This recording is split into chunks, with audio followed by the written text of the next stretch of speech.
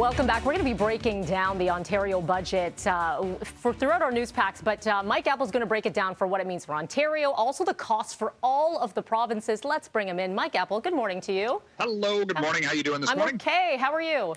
I'm good. Thank you. Let's talk dollars. Fresh from the budget lockup in the Home Office. Oh, you did it from home. Okay, yeah, that makes sense.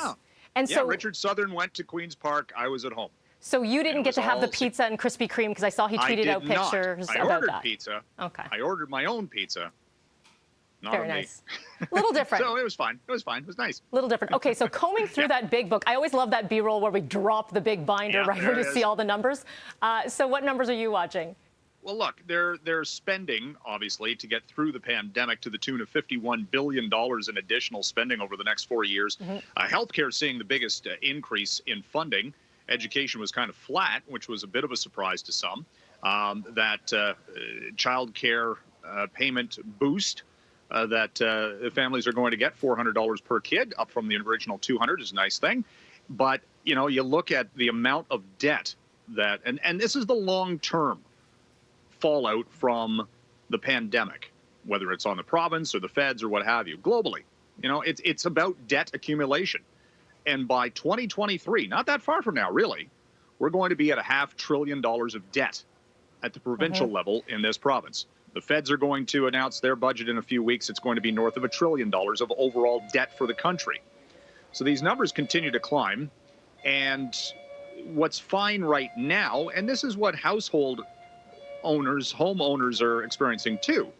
It's fine to accumulate debt when interest rates are at these rock bottom levels. What happens when they go up? And that's the unknown, right? How fast do interest rates climb, borrowing costs? That's going to tip the balance at some point.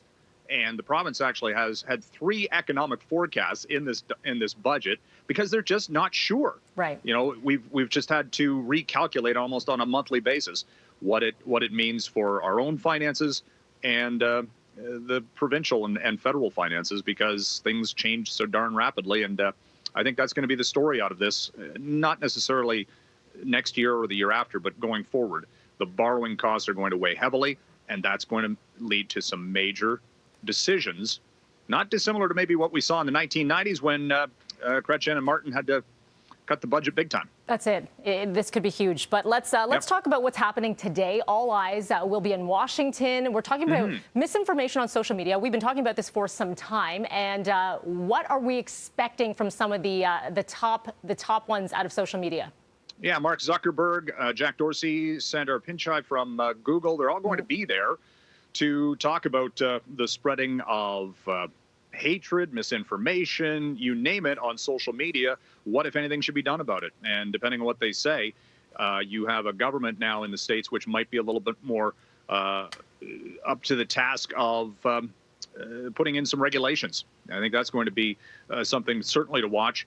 You've got vaccination information doled out, and of course, that's certainly front and center right now. So it's going to be very interesting to hear what the heads of social media companies have to say to defend their current operations and what they're doing about this behind the scenes.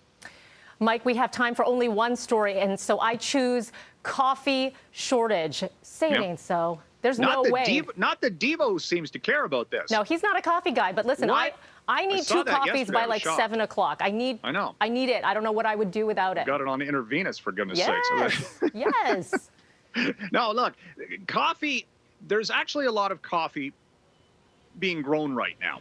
The problem, interestingly enough, comes back to the shipping of coffee and the storage of the beans.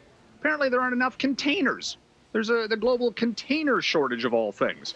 There's an excuse for everything, right, Melanie? But look, the Suez Canal right now is blocked up by a giant container ship. So maybe that's, you know, all part and parcel of this. But the fine Arabica beans have gone up in price on the commodity markets by 24% this year.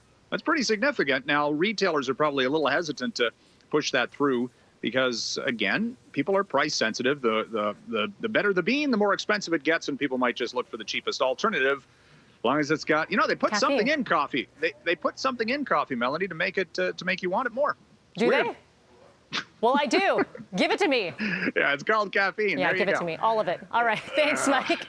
Double shot, please. Don't talk to me without a coffee yet. It's not possible. I can't do a conversation. All right, thank you, Mike. Coming up next is 6:17. The city facing some criticism because of those long waits for people over 75 years old getting vaccines. But one clinic may have got it right. We're going to tell you coming up.